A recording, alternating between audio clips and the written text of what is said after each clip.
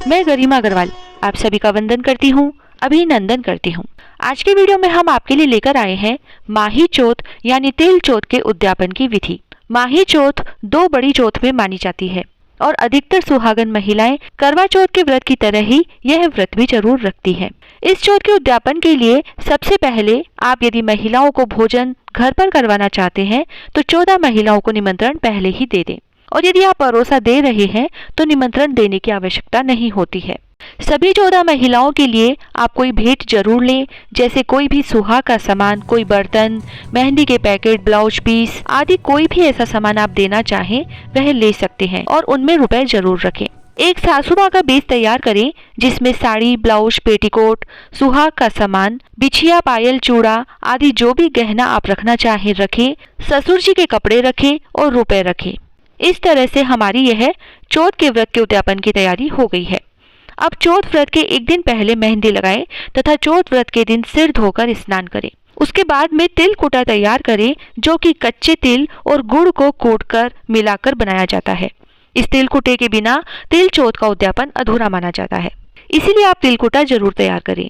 फिर शुद्ध सात्विक भोजन की तैयारी करें। इसी बीच आप चौथ माता की पूजा और कथा कहानी अपने समय के हिसाब से यानी जब भी आप करते हैं कर ले, क्योंकि कुछ लोग यह पूजा सुबह ही कर लेते हैं तथा कुछ लोग दिन में तथा कुछ लोग चंद्रोदय के समय यह कथा कहानी सुनते हैं।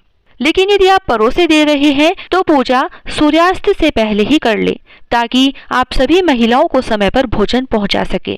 यदि आप सूर्यास्त से पहले कहानी सुन रहे हैं तो कहानी सुनने के बाद सूर्य को अर्घ्य जरूर दें। चौथ माता की पूजा विधि व चौथ माता की जोत कैसे लें इसकी जानकारी आपको हमारी अगली वीडियो में मिल जाएगी।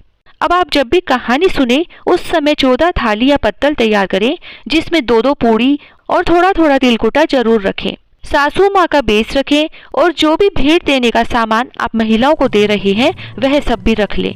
फिर कहानी सुनकर सभी सामानों पर रोली की छींटे देकर अपना पल्लू हाथ से पकड़कर 7 बार हाथ घुमाएं। अब यदि आप परोसे दे रहे हैं तो 14 जगह अच्छे से भोजन पैक करें और जो 14 पत्तल हमने कहानी के समय निकाली थी वह भी रखें।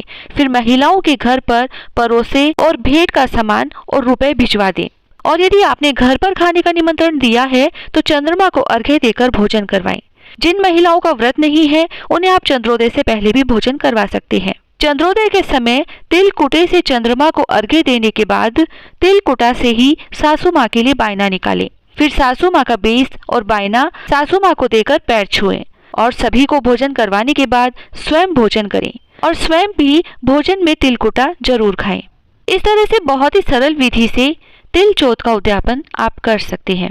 अब यदि आपके घर में बहू की पहली माही चौथ है या घर में बेटा हुआ है और उसकी पहली माही चौथ है तो 5.25 किलो का तिलकुट किया जाता है, जिसमें आप 5.25 किलो तिलकुटा बनाकर कहानी सुनते समय रख लें। फिर उस पर 7 बार हाथ घुमाकर अपने परिवारजनों व पास पड़ोस में तिलकुट बांटें।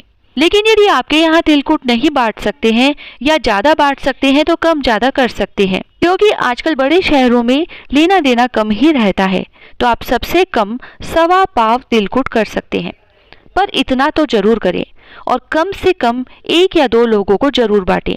हाँ, यदि आपने कोई मन्नत मांगी है तो आप उस हिसाब से तिलकुटा करें। इस तरह से बेटे की शादी और बेटे के जन्म के बाद तिलकुट जरूर किया जाता है। जय श्री राधे।